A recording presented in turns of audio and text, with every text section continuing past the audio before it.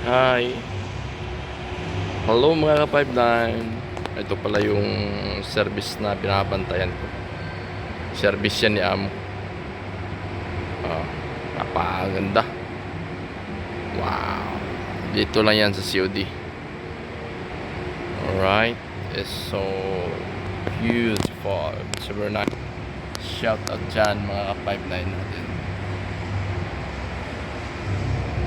Mabuhay tayo mga Pilipino. Laban lang mga ka-59.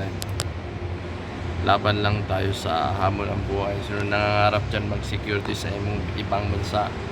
Geng. Laban lang.